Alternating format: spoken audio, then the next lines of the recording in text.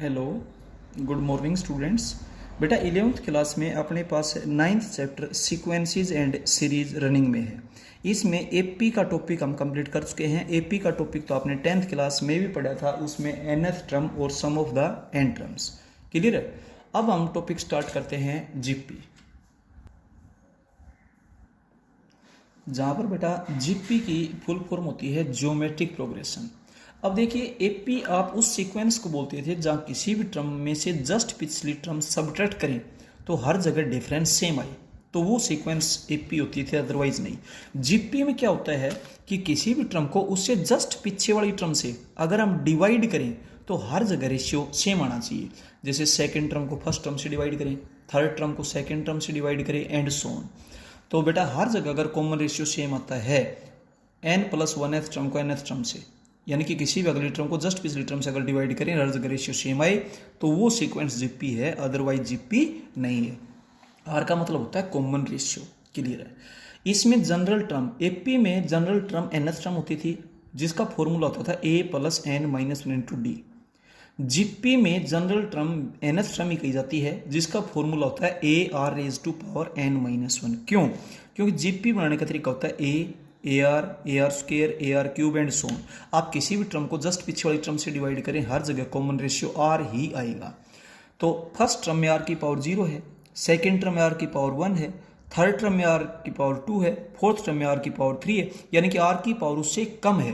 तो nth term में are की पावर n-1 होगी। ये जनरल टर्म है जहाँ a means first term and r means common ratio. अब जीपी दो टाइप की होती है, एक फाइनाइट और एक इनफाइनाइट। फाइनाइट जीपी उस जीपी को बोलते हैं जिसमें नंबर ऑफ टर्म्स फिक्स हो, निश्चित हो, फाइनाइट हो, n टर्म्स AR AR² और लास्ट AR⁻n-1। ये एक फाइनाइट जीपी है। इनफाइनाइट जीपी भी ऐसी होगी लेकिन आगे डॉट डॉट डॉट डॉट कर देंगे। इट मीन्स इस तरीके से टर्म्स की संख्या चलती ही जाएगी। इनफाइनाइट टर्म्स होंगी इसमें, ये इनफाइनाइट जीपी होगी। अब nth term from the beginning तो आप फाइंड आउट कर सकते हैं, but nth term from and अगर आप फाइंड आउट करेंगे जीपी में तो जहाँ फर्स्ट टर्म होती थी वहाँ तो लास्ट टर्म हो जाएगी, क्योंकि लास्ट से कर रहे हैं तो last term first term count हो जाएगी। और यहाँ से जा रहे हैं तो कॉमन रेशियो क्या होता है, अगली टर्म को पिछली टर्म से डिवाइड कर रहे हो, अब आप लास्ट से आ रहे हैं तो पीछे वाली टर्म को अगली टर्म से डिवाइड करेंगे तो आर था वो 1/r हो जाएगा। तो इसलिए ये हो जाएगा L×1/r⁻n-1 अगर लास्ट से nth टर्म आपसे पूछी जाए तो। ये आपके बेसिक कॉन्सेप्ट थे जीपी से रिलेटेड। अब हम एक्सरसाइज स्टार्ट करते हैं। फर्स्ट क्वेश्चन क्या है सुनिए। If A, B, C, D are in GP, अगर ये नंबर जीपी में है तो कॉमन रेशियो सेम होना चाहिए, यानी कि सेकेंड टर्म होगी आपके पास AR, थर्ड टर्म आपके पास होगी AR², फोर्थ टर्म आपके पास होगी AR³। हर एक टर्म को ए में डिनोट कर दिया। अब आपने जो प्रूव करना है उसकी लेफ्ट हैंड साइड है BC। बी आपके पास क्या है AR, सी आपके पास AR²। आप सोल्व करेंगे तो A² हो जाएगा। राइट हैंड साइड है AD, ए तो एज इट इज रहेगा, D आपके पास है AR³। जब इसको सिंप्लीफाई करेंगे तो A² हो जाएगा। क्लियर है। अब दोनों बराबर आ गई, इसका मतलब प्रूव हो गया। एक दूसरा अल्टरनेट मेथड इसको प्रूव करने के लिए देखिएगा। अगर ये टर्म्स जीपी में है तो it means common ratio same होगा। Second term upon first term is equal to third term upon second term is equal to fourth term upon third term. अब जो प्रूव करना है उसको देखते हुए हमने फर्स्ट और थर्ड टर्म्स ले ली, बीच की टर्म को ड्रॉप कर दिया और क्रॉस मल्टीप्लाई करेंगे तो BC is equal to AD। अगर प्रूव ये करना होता AC is equal to B² तो शुरू की दो टर्म लेते। प्रूव ये करना होता C² is equal to BD तो लास्ट की दो टर्म्स लेते। लेकिन प्रूव करना है BC is equal to AD तो बीच की टर्म को छोड़ करके फर्स्ट और थर्ड टर्म लेकर के चलेंगे। इससे आपका तो दोनों मेथड में से आप कोई भी एक मेथड चूज कर सकते हैं। अब चलते हैं इस एक्सरसाइज के बेटा फर्स्ट क्वेश्चन के सेकेंड पार्ट में। सेकेंड पार्ट में आपसे जीपी दी हुई है 0.03, 0.06, 0.12 एंड सो ऑन, और लास्ट टर्म है 1.92। यहाँ पर फर्स्ट टर्म जिसको आप ए से डिनोट करते हैं वो है 0.03। कॉमन रेशियो का फॉर्मूला होता है second term upon first term, point से पॉइंट कैंसिल हो जाएगा, 2 हो जाएगा। लास्ट टर्म को आप nth टर्म मानिए। nth टर्म का फॉर्मूला होता है AR⁻n-1 इज इक्वल टू 1.92, ए की वैल्यू 0.03, R⁻n-1। जो इधर मल्टीप्लीकेशन है उसको डिवीजन में लीजिए, पॉइंट से पॉइंट कैंसिल हो जाएगा, r raise to power n minus 1 64 हो गया। r आपके पास क्या है 2 raise to power n minus 1, तो इसको भी 2 की पावर में लिखिए 2 रेज टू पावर 6। अगर बेस सेम है तो पावर भी सेम होगी क्योंकि बीच में इक्वल है। n माइनस 1 की वैल्यू 6, तो बेटा n की वैल्यू आपके पास क्या हो जाएगी 7। इसके बाद एक जीपी का जिक्र है तो A be the first term and R be the common ratio in GP, और अगर एपी का जिक्र है तो A be the first term and D be the common difference. अब इसने सेकंड टर्म 4 बताई आपसे, तो सेकंड टर्म का फॉर्मूला होता है ए आर, 4 हो गया।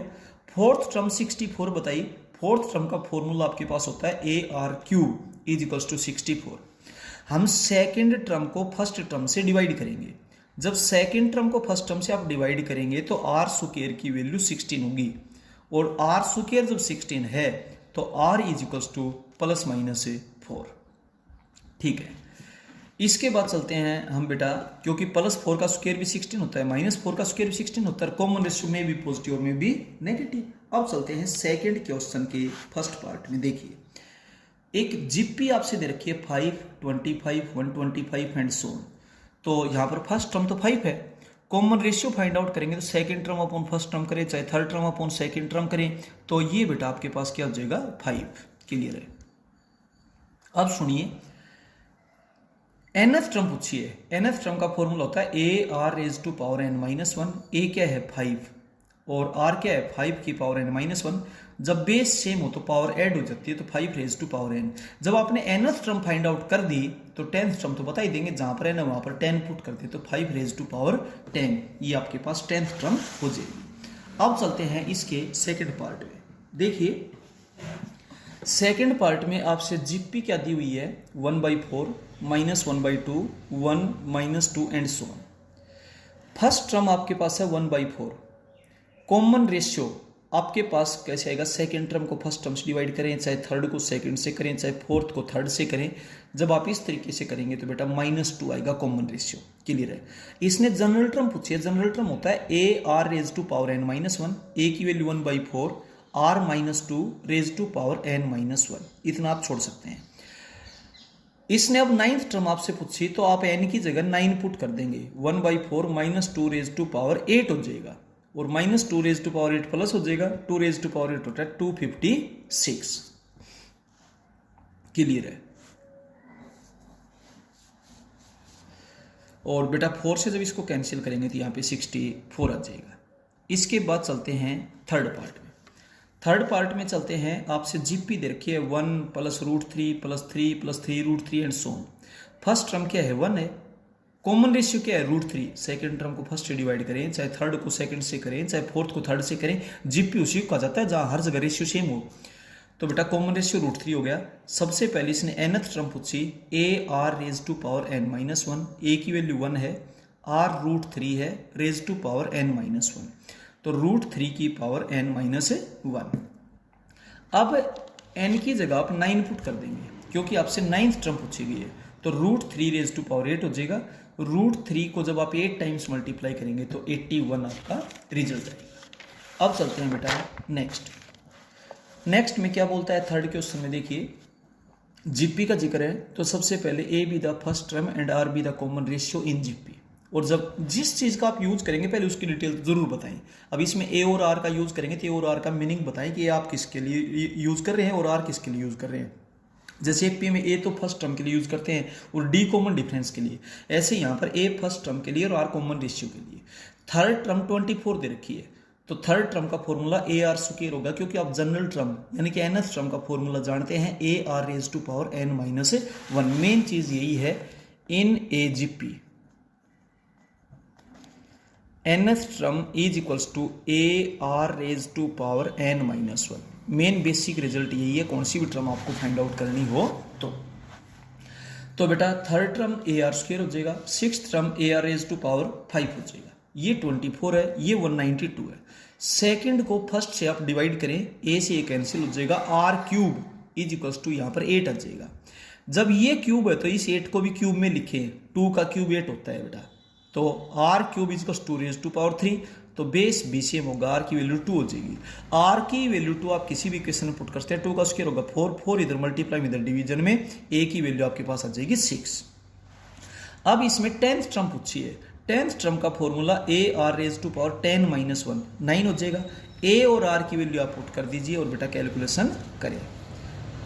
इसके बाद चलते हैं फोर्थ क्वेश्चन में। फोर्थ क्वेश्चन में इसने nth टर्म दे रखी है 3 raise to power n minus 1 और ये चेक करवाता है ये जीपी है या नहीं। तो जीपी जब चेक करेंगे, जब पहले टर्म्स फाइंड आउट करें, तो बेटा आप इसमें n की जगह पुट करेंगे 1 2 3 4 5 एंड सो। तो फर्स्ट टर्म आपके पास क्या होगी 2, सेकेंड टर्म आपके पास n की जगह 2 पुट करेंगे तो 3 का स्क्वायर 9 माइनस 1 8 हो जाएगी। थर्ड टर्म n की जगह 3 पुट करें, 3 का क्यूब 27 माइनस 1 26। जब आप 4 पुट करेंगे तो 3 रेज टू पावर 4 81, इसमें से 1 सेपरेट करेंगे तो 80 एंड सो। सेकेंड टर्म को फर्स्ट टर्म से डिवाइड करें 4 आएगा। थर्ड टर्म को सेकेंड टर्म से डिवाइड करेंगे तो 26 अपॉन 8 यानी कि 13/4 ये आएगा, डिफरेंट है। तो ये और ये बेटा a2 upon a1 is not equals to this, it means it is not a GP, GP नहीं है। अब जीपी होती तो छठी टर्म बताने के लिए हम जीपी की टर्म वाला फॉर्मूला यूज कर सकते थे, बट ये जीपी तो है नहीं, तो सीधा n की जगह 6 पुट कर दे। इसने कहा 6 टर्म होती है तो n की जगह यहाँ 6 पुट कर दे, 3 रेज टू पावर 6 माइनस 1। अब चलते हैं क्वेश्चन नंबर 5 में। 5th क्वेश्चन के फर्स्ट पार्ट में आपसे जीपी दी हुई है 18 माइनस 12 8 एंड सो ऑन, और इसकी कौन सी टर्म 512 अपॉन 729 है ऐसा पूछा गया है। तो इस जीपी में फर्स्ट टर्म तो आपके पास क्या है 18, कॉमन रेशियो क्या होगा -12 अपॉन 18, जब आप 6 से कैंसिल करेंगे तो -2/3 आ जाएगा। लास्ट टर्म को आप nth टर्म कंसीडर कीजिए, nth टर्म आपने कंसीडर कर ली 512 अपॉन 729। nth टर्म का फॉर्मूला लगाएंगे तो ये होता है A R raise to power n minus 1 512 upon this. A की वैल्यू आप 18 पुट कर दीजिए, आर की value -2/3 raise to power n minus 1। 18 multiplication था डिवीजन में लेंगे, कैलकुलेट करेंगे तो ये आपके पास 256 अपॉन दिस आएगा।